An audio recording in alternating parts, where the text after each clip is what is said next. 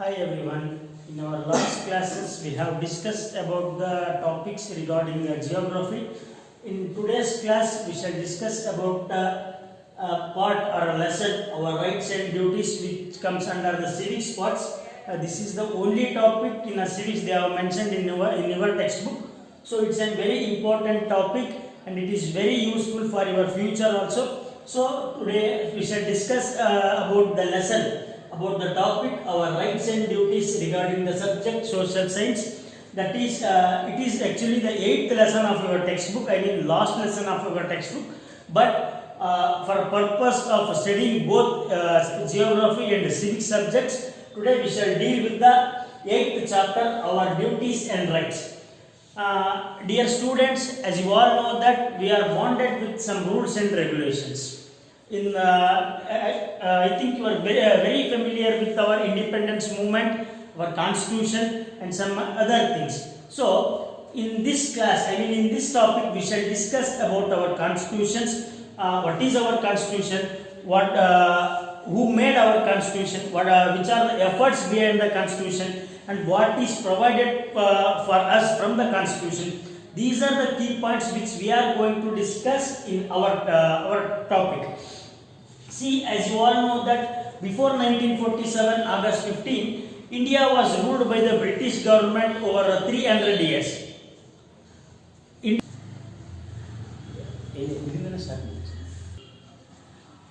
As you know that India was ruled by the British for 300 years. Many of our freedom fighters like Mahatma Gandhi ji, Subhash Chandra Bose, Chandrasekhar Azad, Bhagat Singh, Jawaharlal Nehru, Lala Lajpat Rai and many other fighters brought us independence. So what is after independence? See, before independence, the government of government of England was ruling our country. We have ruled by the England Parliament, England Constitution. So after that, when at 1947 August 15, India became independent. So India was in the need to prepare its own constitution. That is a fundamental or basic need of any republic country to have its own constitution to rule itself. So that the elders, the freedom fighters and great leaders of our country are decided to prepare a constitution, to form a constitution for the betterment of administration of our country. So the committee which is headed by Rajendra Prasad and drafting committee which is headed by Dr. B.R. Ambedkar is formed to draft the constitution, to prepare the constitution. On the 26th January 1950, our constitution come into existence. Our constitution come into force. What do you mean by constitution? I think it's a basic question which is in your mind now. Constitution is a set of rules or a framed book which contains a rules and regulation which helps to administrate a country, which helps to administrate any democratical country. We need a set of book. It is constitution. It is called as constitution. Mainly there are two kinds of constitution. One is written constitution and another one is unwritten constitution.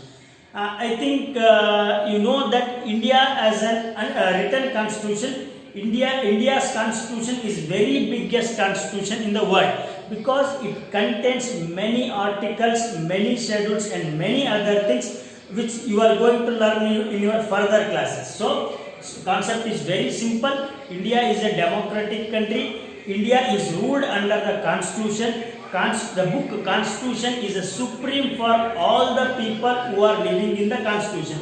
On what basis constitution of India is written? What is the motto or what is the theme of our constitution? The constitution of India is having three important themes, that is socialism, secularism and democracy. See, the term democracy itself says what are the three main concepts or main themes of constitution is democracy, socialism and secularism. See, democracy means, the term democracy can be defined as a rule of people, the country in which the people are going to elect their government, elect their own government, in the country in which the peoples are directly participated in the process of elections or forming of a government. Such kind of government or such kind of constitution is called as democratic country or democratic constitution. The next thing is socialism. The term socialism says that there is no inequality. All are equal before the law. The person or a people, he can practice any kind of religion or anything else. He should not be discriminated by his color, his caste, his race, his place of birth or anything else. Socialism says that all are equal before the law. No one can discriminate any people on the basis of his caste, race, religion, birthplace or color or his sex. The definition of socialism is again, there is no discrimination between person to person. Next, secularism. The term secularism can be defined as a freedom to follow any kind of religion. See, a person in India is very independent to opt or choose any kind of religion, any kind of worship which he wishes. This kind of arrangement or this kind of opportunity which is provided in our constitution is called as secularism. See, complete constitution is based on these three basic principles. The basic principle of our constitution is democracy, socialism and secularism. Next, in our textbook they have mentioned about the fundamental rights and directive principles of state policy. A small introduction for fundamental rights and directive principles of state policies are, see, I said you that constitution contains many amendments, articles and many other things. So the fundamental rights and also directive principles of state policies are also part of articles which are mentioned in our constitution. These are the rights. These are the rights of the people of India which is bonded or which is secured by the Constitution of India. Our Constitution of India gives us some certain kinds of rights. They are ensuring the people's life by providing certain kind of rights. Such kind of the rights are the terms which are mentioned in our Constitution which ensures the life of a people, which secures the life of a people. Such kind of rights are called as fundamental rights. And next, in your next classes, you are able to study about the fundamental duties also, because these are the rights which are given by our constitution, and we are bonded to give something for our nation. We are bonded to give something for our constitution, because constitution provides us these rights, and in the same case, constitution asks us to do something. It accepts something from us. They are the duties which should be bonded for the Indian citizens. So, and then directive principles of state policy. These are the important concepts in which the constitution is directly guiding the administrative sectors of our nation. In the next period itself, we can discuss about the directive principles of state. Today, we shall discuss about the fundamental rights. See, in the board I have mentioned just four fundamental rights. Actually, when our constitution is formed, there are 7 fundamental rights. After that, in 1850 decades, one right has evolved. It is taken back from the government. Why? Because, see, before going to these rights, I will explain you about that right. See, the 7th right of our constitution is a right to have a property. The right says that every individual of India can have any kind of property at any amount. But because of it affects the government, it affects the projects of the government, so the government has taken back the 7th right, that is right to property. Now there are only 6 rights. Today we shall discuss about the 4 important rights which are mentioned in our constitution itself. See, the right number 1 is right to equality. In the last paragraph itself, I said that the principles of a constitution, in the principles of a constitution, there is a word which is called as socialism. See, why it is based on the socialism? Because it ensures the equality of a people. The same concept. in India, in a democratic India, every individual is equal. All are equal before the law. There is no discrimination is entertained on the basis of their caste, place of birth, or race, religion, anything. See, the peoples or citizens who are going to settle in India or living in India should have all the opportunity equal. They should have the all equal opportunity in taking any jobs or doing any business or taking part in government, anything, whatever it may be. The peoples of India are completely equal under the law. Every individual of India should be provided all the facilities which are given by the government in an equal proportion. There should be no discrimination between person to person. There should be no discrimination between the person to person regarding his caste or his place of birth or its color, whatever the matter it might be. There should not be discrimination from person to person, because this is a kind of right which is governed or which is secured by the Constitution. Our Constitution secures us or bonds us with the equality. There should be no discrimination between people to people or person to person. Our Constitution, the first right which is given by our Constitution to the people of India is right to equality. The next one is right to freedom. What do you mean by freedom? The word freedom itself indicates that he is free. The people of India or a citizen of India is free to follow any kind of caste, any kind of religion. He is free to move from one place to another place. He is free to create his own bondings. He is free to create his own associations. In some other countries, there is no freedom to create any association. There is no freedom to talk. But the Constitution of India bonds us, or it ensures us, the peoples or citizens of India are very free to talk anything, or to express their feeling, or to express their idea, or to create their own assemblies.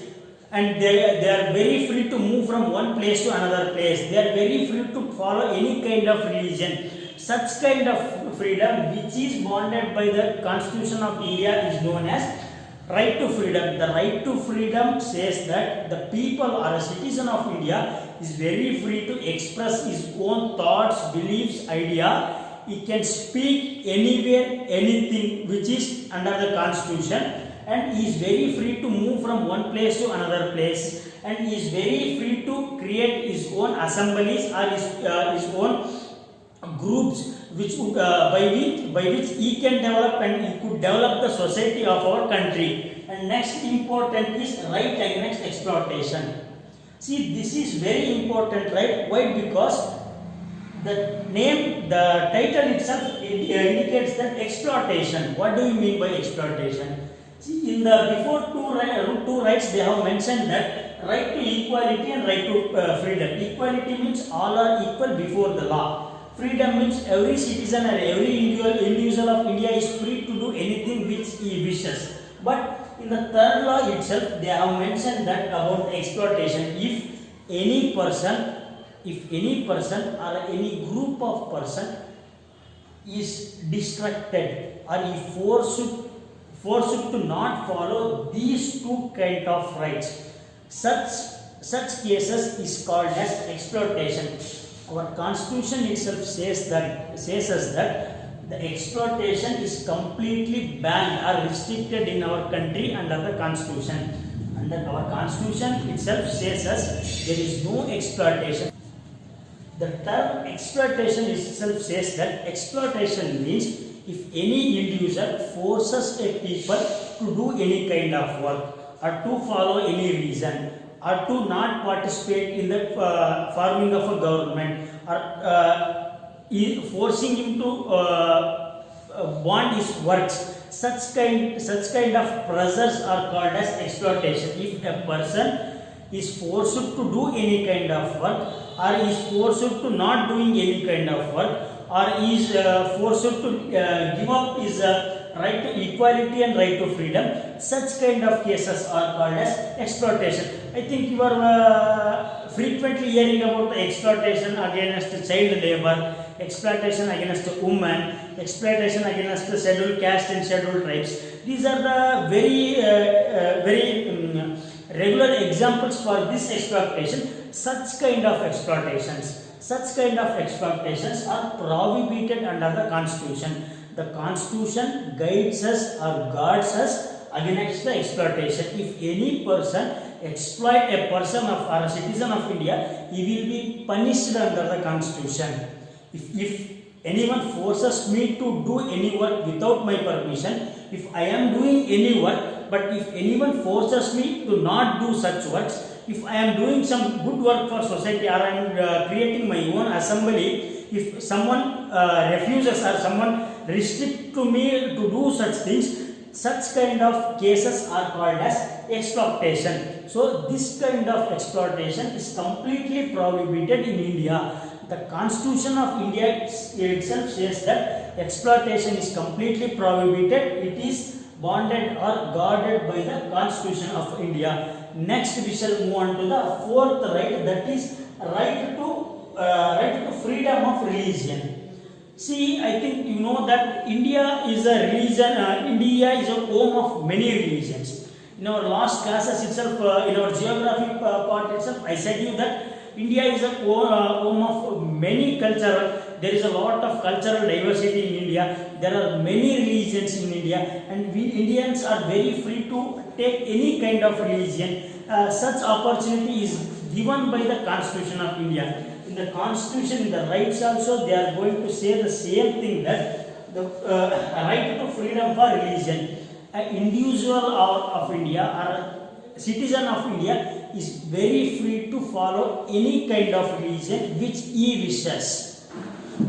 The selection of religion is completely his personal issue. He can choose any kind of religion which he issues. Nobody should oppose. In the last class, I said you that India is a home of many religions. I think you are familiar with many religions of our country, like Hindu, Muslim, Christian, Sikh, Parsi, Buddha, Jaina, and many religions are there in our India. So every individual of India is free to accept or adopt any kind of religion which he wishes. He can follow or he can worship any religion. Such kind of freedom is given by or bonded by the Constitution. So in our Constitution, they are mentioned that right to freedom of religion. I mean, every individual of India or every citizen of India is not restricted to follow any kind of religion. See, I think some other countries, our neighboring countries itself, they are bonded with a certain religions itself, because the system of democracy is little bit different from India to other countries. So they entertain only one kind of religion, but India is home of many religions. So Indian Constitution respects all the religion, respects all the people, respects all the beliefs which are present in India. So the Constitution itself says that the peoples of India or individuals of India are very free to follow any kind of religion which they wishes. They can worship or they can follow any kind of religion which they wishes. There is no bonding to follow certain only one kind of religion. The people of India can change their religion, can worship their own religion, and they are very free to follow any kind of religion. These are the four important rights which are mentioned in our Constitution as well as in our textbooks also. In the next class, we shall discuss about some other rights, and we shall move on to the right to duties and directive principles of state policy. Thank you.